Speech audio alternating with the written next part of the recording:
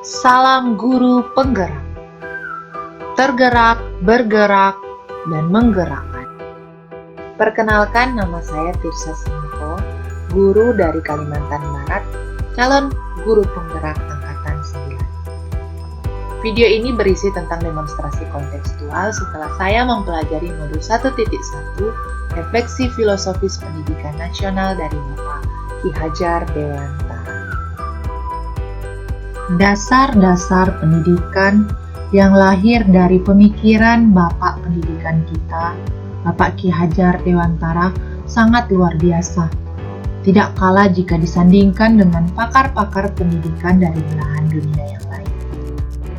Daya juang beliau yang sangat luar biasa, dengan berani dan pantang menyerah melakukan berbagai macam upaya untuk memajukan pendidikan di Indonesia, sungguh patut kita teladani.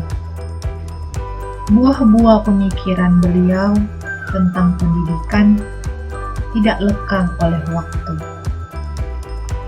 Indonesia ternyata sejak dulu sudah memiliki fondasi yang kuat dalam dunia pendidikan. Pada tahun 1922, Bapak Ki Hajar mendirikan lembaga pendidikan Taman Siswa di Yogyakarta. Perguruan ini memiliki semboyan yang tidak asing di telinga kita kalau kita bicara tentang Bapak Ki Hajar Dewantara, yaitu semboyan Ingarso Sungtuldo, Ingmadio Mangunkarso, Tutwuri Handayani. Artinya, di depan memberi contoh, di tengah membangun semangat, dan di belakang memberi dorongan. Dan sampai pada saat ini kita masih menggunakan Tutwuri Handayani sebagai lambang dari pendidikan. Untuk memahami arti dan tujuan pendidikan, Bapak Ki Hajar membedakan kata pendidikan dan pengajaran. Namun, pengajaran adalah bagian dari pendidikan. Pengajaran merupakan proses pendidikan dalam memberikan ilmu yang berfaedah untuk kecakapan hidup anak secara lahir dan sementara pendidikan memberi tuntunan terhadap segala kekuatan kodrat yang dimiliki anak agar ia mampu mencapai keselamatan dan kebahagiaan yang setinggi-tingginya baik sebagai seorang manusia maupun sebagai anggota masyarakat. Berangkat dari pengertian pengajaran dan pendidikan, kita bisa menangkap maksud dari Pak Ki Hajar Dewantara tentang kewajiban dari guru itu. Bukan berhenti hanya sampai memberi ilmu yang berfaedah untuk kecakapan hidup anak, melainkan menuntun anak mencapai keselamatan dan kebahagiaan yang setinggi-tingginya dengan segala kekuatan kodrat yang dimiliki anak tersebut. Gabungan dari pendidikan dan pengajaran menjadikan itu suatu proses di mana berisi tentang usaha, persiapan, dan persediaan untuk segala kepentingan hidup manusia, baik dalam hidup bermasyarakat maupun hidup berbudaya dalam arti yang seluas-luasnya.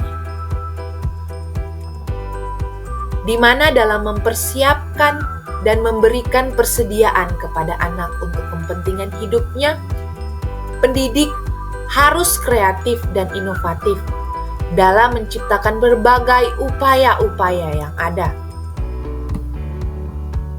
Pendidik menuntun siswa dalam mengelola cipta rasa karsa dan raga, menjadikan siswa menjadi berbudi pengerti. Karena budi pengerti membawa kita kepada kebijaksanaan. Tentunya jika kebijaksanaan yang mendominasi dalam kehidupan masyarakat akan tercipta kehidupan yang sejahtera. Sementara dalam berbudaya dalam arti yang seluas-luasnya bukan hanya bicara tentang adat istiadat atau kearifan lokal, tetapi pendidik mampu menuntun siswa memiliki budaya baru yang bermanfaat bagi hidupnya, yang dibutuhkan untuk kehidupan sebagai seorang manusia maupun sebagai anggota masyarakat. yaitu dengan pola pikir yang baik, yang sudah melalui proses pendidikan yang menghasilkan kebijaksanaan, sehingga dalam setiap keputusan yang dia ambil, dia memiliki pola pikir yang benar, yang memiliki nilai-nilai kemanusiaan. Selain itu, budayanya yaitu tentang kebudayaan nasional, di mana biarpun sumber-sumber belajar yang beragam yang dia lewati, dia tidak pernah kehilangan identitasnya sebagai bangsa Indonesia. Dia tetap mempertahankan dan melakukan dan menghayati kebudayaan nasionalnya sendiri. Dan selain itu, dia memiliki budaya yang baik dalam kehidupannya, memiliki kebiasaan atau karakter yang menjadikan dia manusia seutuhnya. Maka jelaslah maksud dari Pak Ki Hajar Dewantara yang mengatakan pendidikan adalah persemaian benih-benih kebudayaan dalam masyarakat, karena beliau memiliki keyakinan bahwa untuk menciptakan manusia Indonesia yang beradab, maka pendidikan menjadi salah satu kunci utama untuk mencapai.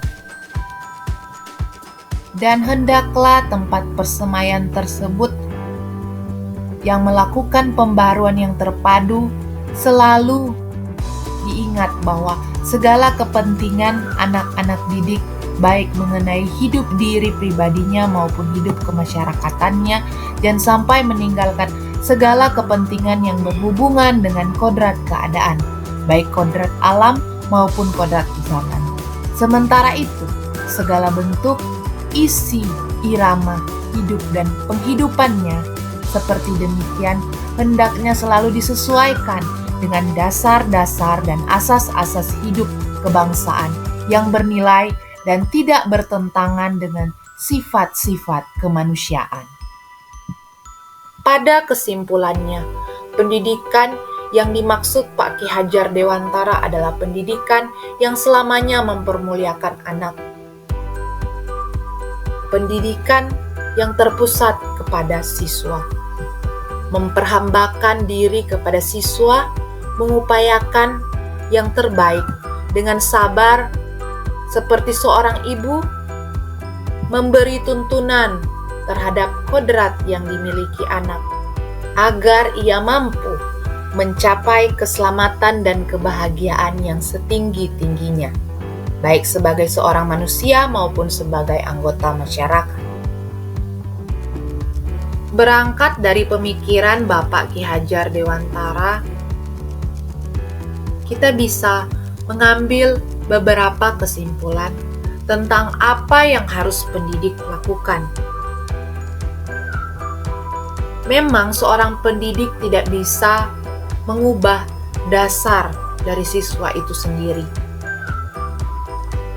Siswa itu memiliki kodrat alam dan kodrat zamannya.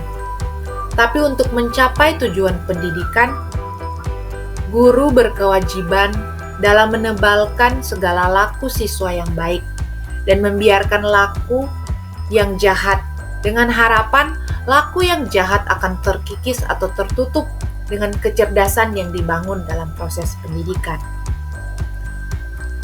Secara holistik dan seimbang, siswa diharapkan mampu memiliki budi pengerti yang baik. Bagian pertama dari budi pengerti adalah cipta, di mana guru membantu atau menuntun siswa dalam mengolah cipta untuk menajamkan pikiran.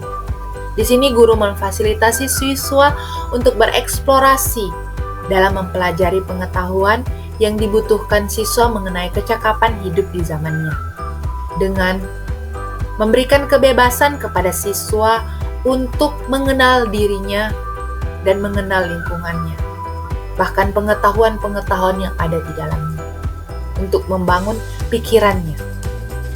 Sementara itu, guru juga mengkondisikan lingkungan belajar yang menyenangkan, yang nyaman, memberikan rasa aman supaya proses penyerapan pengetahuan itu maksimal. Dan guru memberi ruang dan dorongan kepada siswa supaya bisa berpikir kreatif dan bernalar kritis mengenai pengetahuan yang dibutuhkan. Yang kedua adalah olah rasa. Guru menuntun siswa bagaimana cara mengekspresi perasaannya sesuai dengan jati dirinya. Guru menuntun siswa mampu mengenali perasaannya dan meresponnya dengan benar atau menguasainya. Guru mengarahkan siswa untuk menumbuh kembangkan nilai-nilai kemanusiaan dalam karakter siswa.